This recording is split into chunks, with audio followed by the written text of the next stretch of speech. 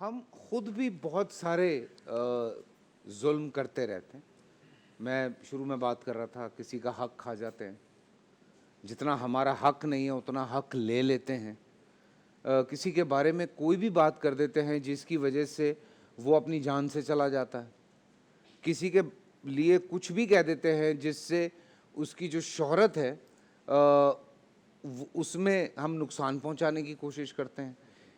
Social media پہ, عام گھروں میں, کہیں پہ بھی بیٹھ کے کسی کے بھی بارے میں کوئی بھی رائے قائم کر کے اس کے بارے میں کچھ بھی کہہ دیا جاتا ہے,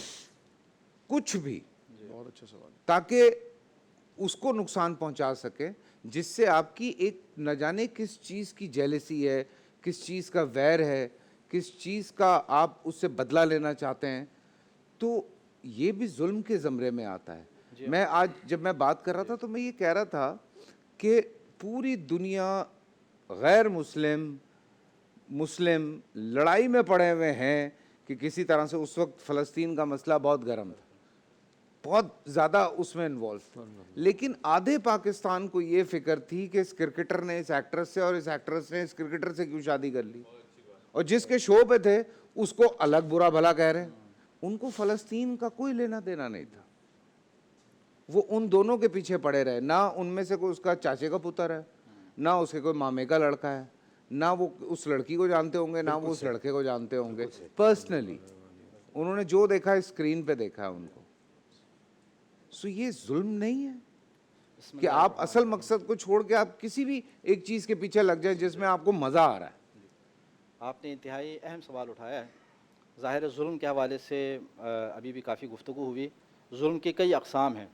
ایک تو اللہ رب العزت کے حوالے سے, انسان اگر ان کے فرامین کے اوپر اگر عمل نہ کرے, اس کے دین کے اندر اگر کوئی تبدیلی ایجاد اگر کر دے, اس کے ساتھ اگر کوئی شرک کر دے تو یہ ظلم ہے. بالکل. ایک ظلم کا تعلق انسان کے اپنے نفس سے ہے. انسان اگر اللہ تعالیٰ کی نافرمانی کرتا ہے تو گویا کہ اپنے نفس کے اوپر, اپنے بدن کے اوپر ظلم کر رہا ہے, اپنے آپ کو اللہ رب العزت کے عذاب کا حقدار ٹھہرا رہا ہے, تو یہ اپنے اوپر ظلم ہے. اور جس جانب آپ نے اشارہ فرمایا یہ بندوں کے حقوق کے حوالے سے, اور بندوں کے حقوق, اللہ رب العزت کے جو بندے ہیں ان کے حقوق کا اگر خیال نہ رکھا جائے تو یہ سب سے بڑا ظلم ہے. عام طور پر انسان اپنے اوپر بھی ظلم کر لیتا ہے, لیکن دوسروں کے حقوق کا اگر خدا نخواستہ خیال نہ رکھا جائے, جیسا کہ آپ نے اشارہ کیا, اب اس میں دوسروں کے اوپر جو ہے تہمت لگانا, دوسروں کی برائی کرنا, دوسروں کی غیبت کر لینا, ان کی جانب ایسی نسبتیں دے دینا کہ جو چیزیں ان کے اندر نہیں پائی جاتی, ٹھیک ہے, ان کو معاشرے کے اندر رسوا کرنے کی کوشش کر لینا, ان کے کاموں کو روکنے کی کوشش کر لینا, حسد کی وجہ سے, بغض کی وجہ سے, اناد کی وجہ سے, تو یہ سارے کام جو ہے وہ ظلم میں آ جاتے ہیں. جب انسان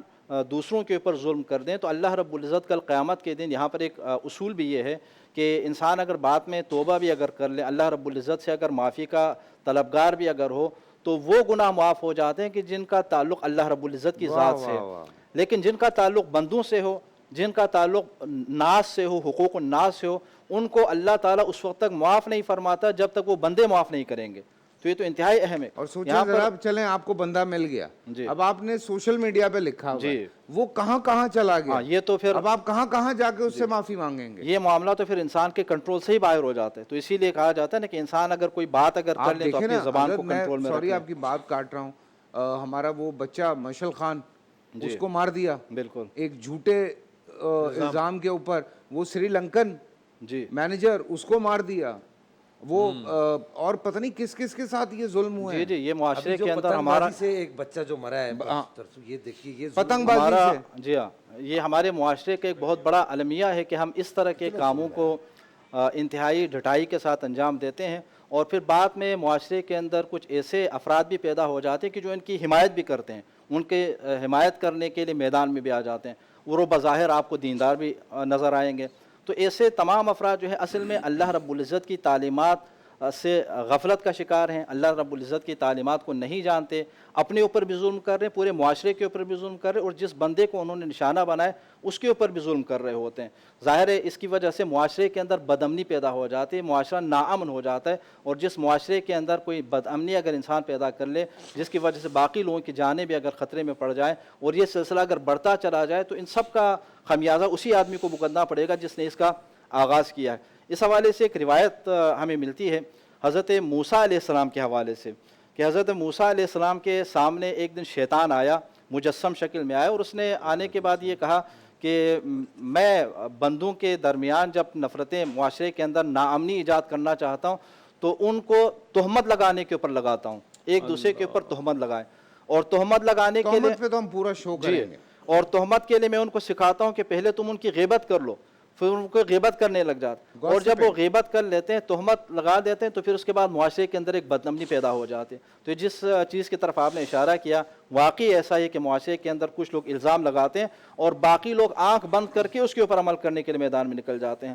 جبکہ اس قرآن کریم کے اندر اللہ تعالیٰ نے فرمایا نا کہ یا ایھا الذین آمنوا ان جاءکم فاسق بنبأ فتبینوا ان تصیبوا قوما بجہالہ فتصبحوا علی ما فعلتم نادمین. تحقیق کرنے کا آپ کو حکم دیا گیا. کہیں سے بھی کوئی اگر خبر آپ تک اگر پہنچتی ہے، خاص طور پر بندوں کے حقوق کے معاملات سے مربوط اگر وہ ہو، تو وہاں پر آنکھ بند کر کے کوئی ریئیکشن نہیں دکھانا، بلکہ ان کے بارے میں آپ تحقیق کر لیں، اور تحقیق کے بعد اگر خبر درست ہو تو پھر اس کے اوپر جو ہے مناسب رد عمل ظاہر کرنے کا جو ہے آپ کو اس کی اجازت ہوتی.